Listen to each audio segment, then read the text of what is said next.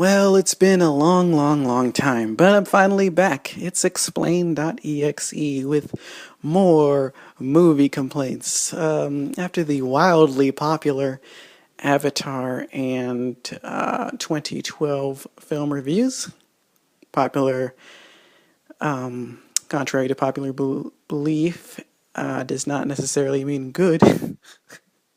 But regardless, I'm not forcing you to listen to this. I'm not going to say watch because there isn't really much to watch. It's mostly me just prattling on about how much I hate films. And I'm coming back with Immortals.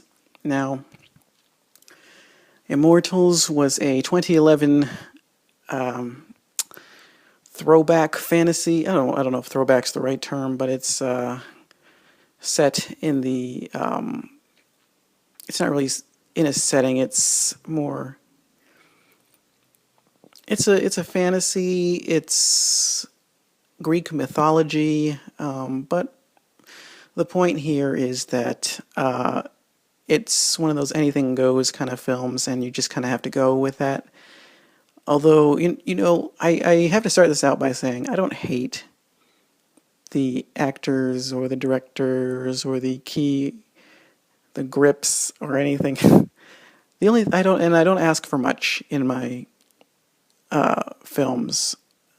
One of the only things I ask is consistency. And the thing that makes me the most teed off is inconsistency in films. And that's why I have a few problems with Immortals.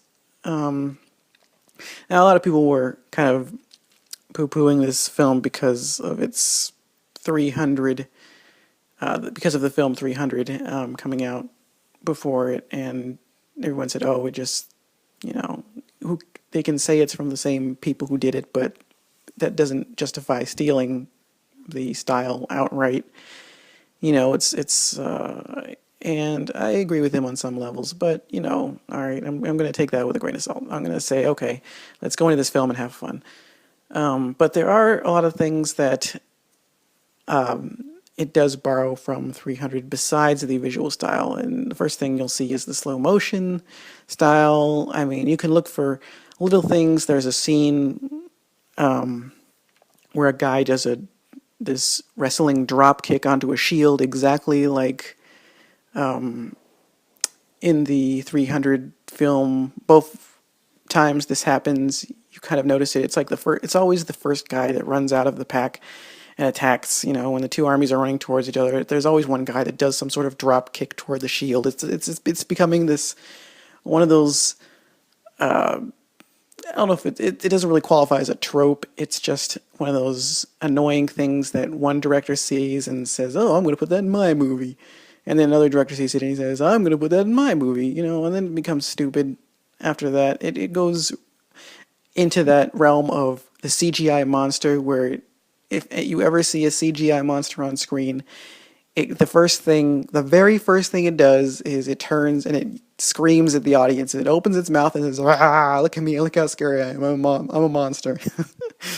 It's the most retarded thing, and I swear to God, you'll notice it now. I swear to God, you will notice this next time you watch a film, and there's a big CGI monster. Notice the first thing it does. The first thing it does is it turns and it screams at the damn camera. It's so damn annoying, and everybody does it. I don't know why. First of all, I hate CGI when it's trying to look scary because it's CGI, and while CGI has gotten better, it still looks stupid when it's trying to be passed off as scary. CGI I like as an effect, as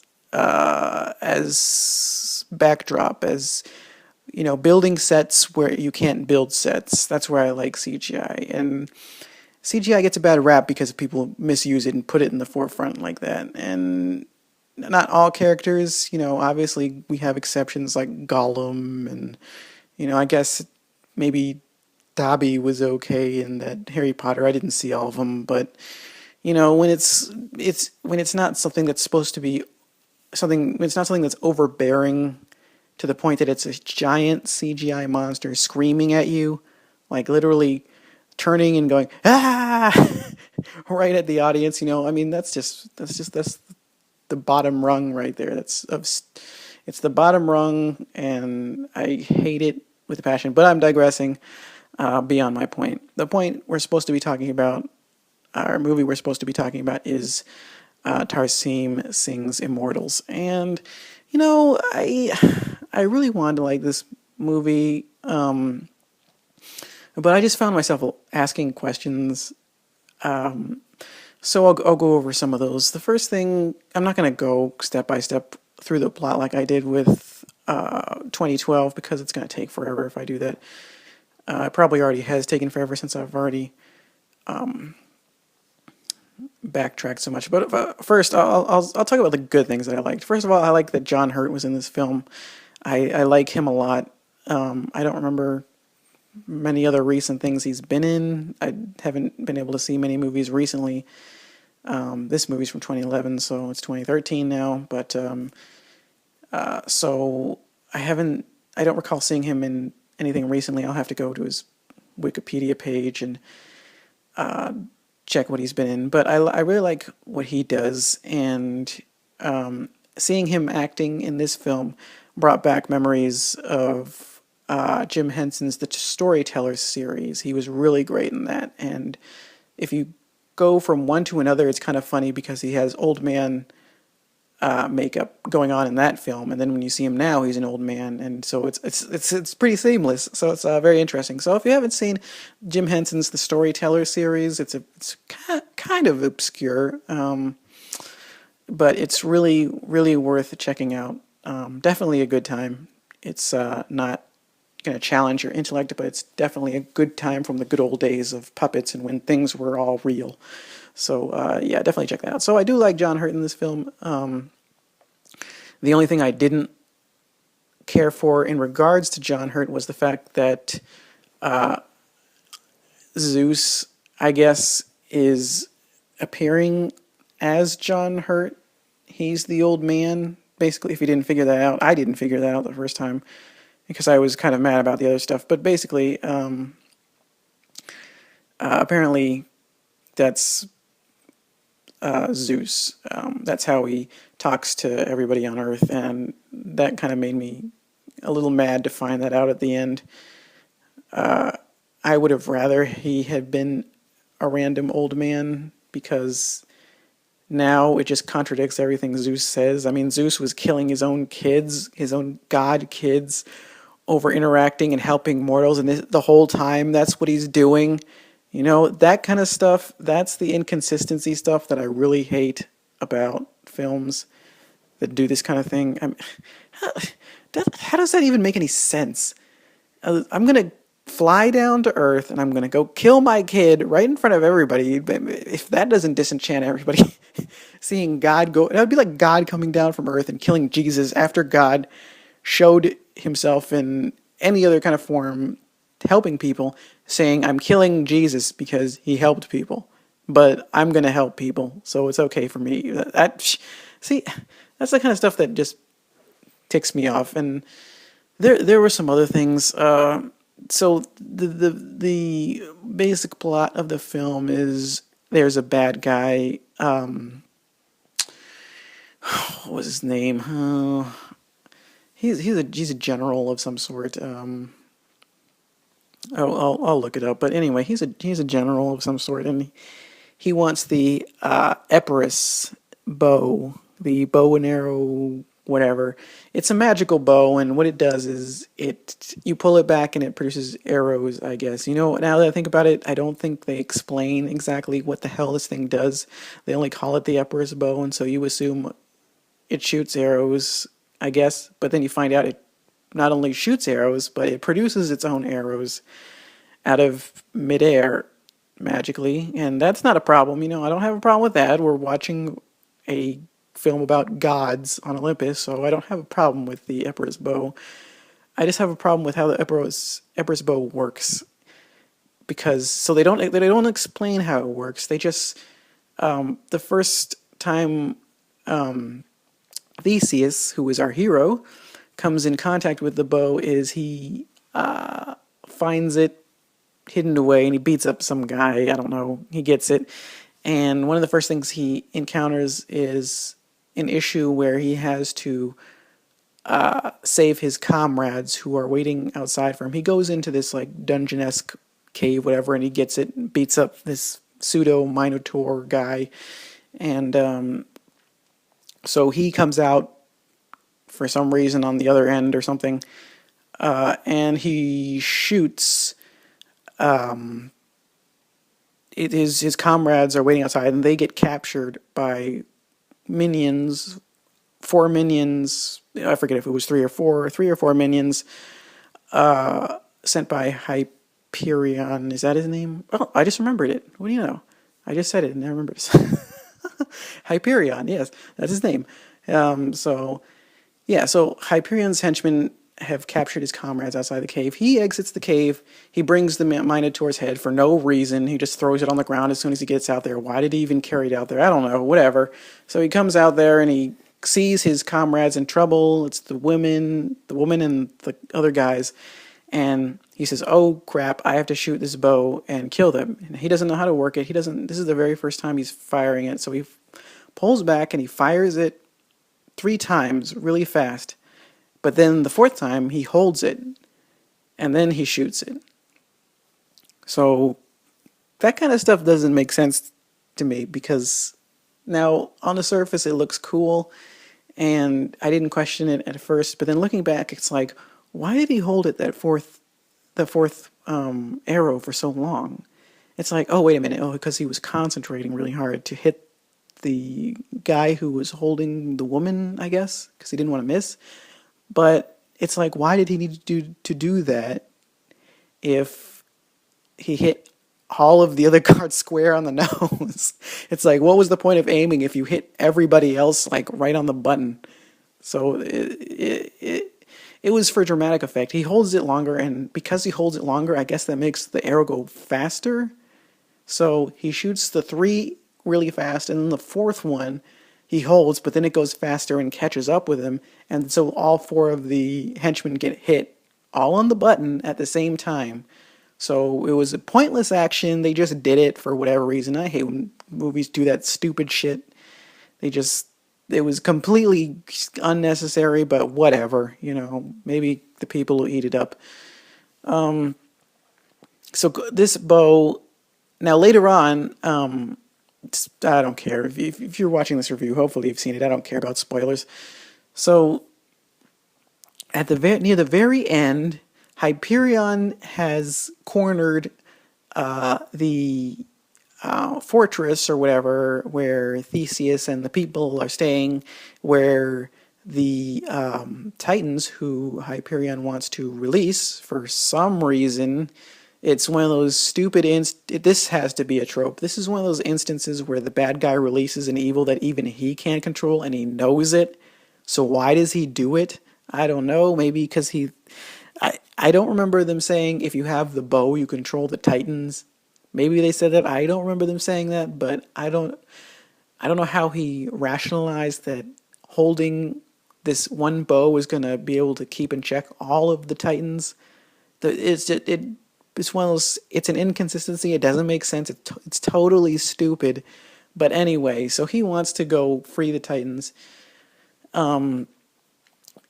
So the first thing he does is he has a meeting with Theseus, and they don't come to an agreement. Whatever. There was never any plan to come to an agreement. It was just to say, "Look at me. I'm here and I'm coming." So tremble in fear. So he leaves after this meeting, and he's standing in a line with his army, his vast army. This army is humongous. It's hilarious how humongous this army he is conjured up is, because when they do the actual fighting, it's like it's about 300 guys. But when they're outside, thanks to CGI, it's like 500,000 guys. But whatever. Anyways, I'm not going to get into that. So he's standing there with his line, his vast army, and so he has come into the possession of this Epirus bow by this time. I don't feel like going into all of it, but he eventually gets his hands on it. So he pulls back the bow in the exact same manner as Theseus did earlier, and he's about exactly the same distance Theseus was from his comrades when he saved them. And he pulls back this bow and he holds it. He holds it about as long as Theseus does, and he lets go. And magically, I don't know what happened. What he didn't look like he did anything different to me, but in his hands, for some reason, the arrow now becomes a goddamn bunker buster of some sort. I mean, this arrow goes in like a missile and it explodes.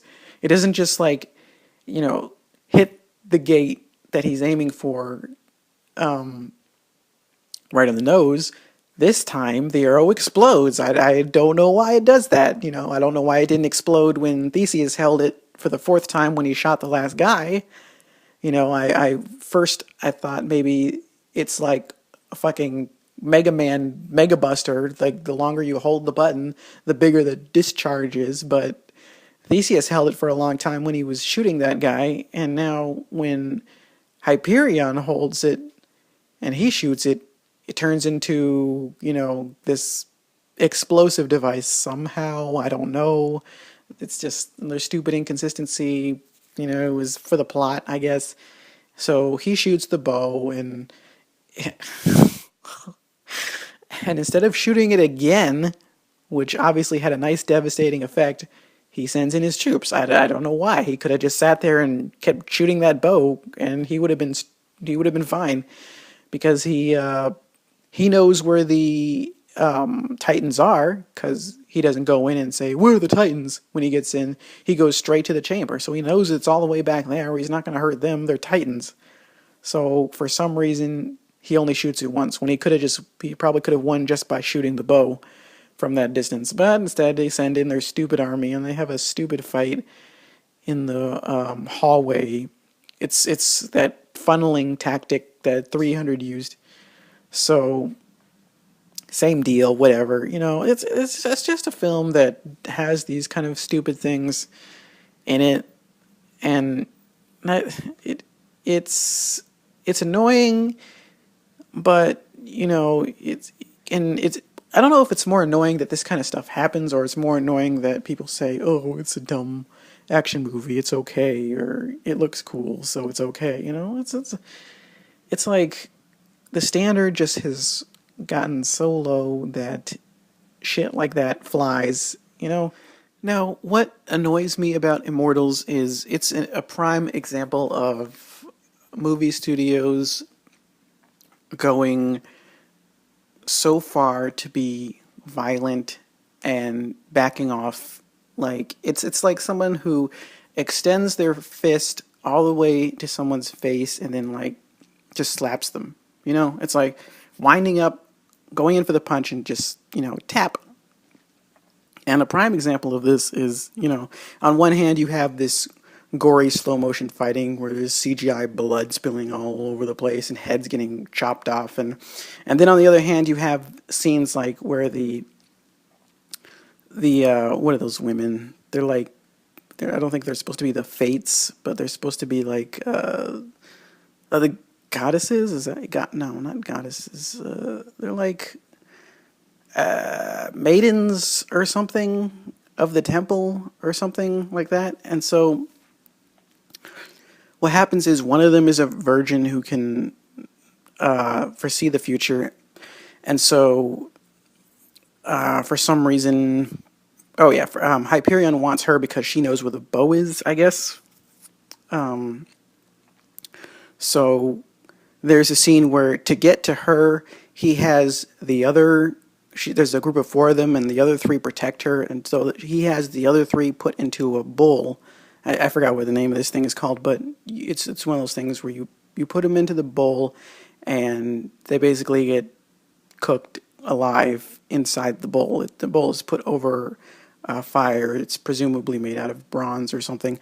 So we have heads cutting off, people getting stabbed in all the way through, limbs flying, and then we get to this scene, and these 3 beautiful women are thrown into the bowl, and when they get pulled out, they're almost flawless.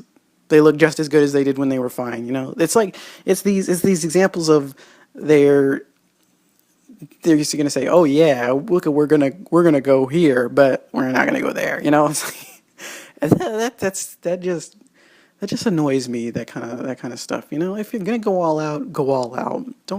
Don't say I'm look how cool I am. I'm gonna cut people's heads off, and then like, oh, I don't want to make the pretty women who sacrificed themselves to save the oracle or whatever to I don't want to make them look hideous and burned or anything. I'm just gonna throw some black paint on them and that call it a day. Even though they've been sitting in there for hours or whatever. You know, it's that kind of dumb stuff that I just can't stand. And it's it's that kind of stuff coupled with like there's a scene where Theseus and his comrades are they're being chased and they are confronted by the henchmen and they're on a boat, and so the boat is close to the sea and they it looks like they're done for because there's so many of these henchmen sent by Hyperion that it looks like it's over. And then so Poseidon decides to help him out. So he zooms all the way down from Olympus and he causes this humongous tsunami tidal wave, and the tidal wave is building up and building up. It's taking forever and a day to get there, and Theseus sees it, all of his friends see it, and these stupid henchmen of Hyperion's, they just stand there. It's like they can't hear the water building up. They can't see that Theseus is looking fucking, and all of his friends are looking in the air, straight up in the air. They're like, there. I'm just going to stand here and hold my sword. Not only am I not going to attack, even though I have superior numbers, I'm not going to attack. I'm just going to stand here at the edge of my boat, even though they're looking up and going, oh shit. I'm still going to stand here. I'm not going to turn around. Even though I can hear the water building up behind me, I'm still not going to turn around. I mean, why does they do dumb shit like this? It just boggles the mind, really. It's, and then you have on the other side, it's like, one of the biggest buzzkill, I don't want to say, it's not really buzzkill, one of the biggest downers of this film probably was the Titans themselves. I think going into this film, I was not expecting the Titans to be a part of the story. And when they started talking about them and unleashing the Titans, I was like, oh shit, we're gonna see some shit, and then we finally get to see the Titans, and it's just people painted black. I mean, that's just lazy. These are the Titans. They're just people. The gods, all right, man molds his gods in his own image. I wasn't expecting Zeus to be 20 feet tall or anything, But the Titans, those were supposed to be like fucking monsters and shit. Even the name, Titans, you don't think of stupid people painted black. That was the biggest, and they weren't even really a threat. The only reason the Titans were the least bit of a threat was because there was more Titans than there were gods. That was the only reason. They weren't nearly as fast as the gods because the gods were like killing them. The gods killed normal people in slow motion, and then when they got to the Titans, they killed the Titans in slow motion. They were moving that fast, whereas the Titans were moving in slow motion, just like the people they killed earlier that were regular humans. So the Titans were already no match for any of the gods. The only reason the Titans were able to prevail is because there were more of them. There was like fucking 40 or 30 of them, and there were like 5 gods. So obviously, just fucking gang rape them, and that's it. So that was a really big letdown. The battle at the end was a letdown because it was stupid, with that stupid sword banging. Oh, I'm Theseus, bang the shield. My name is whatever, bang the shield. Again,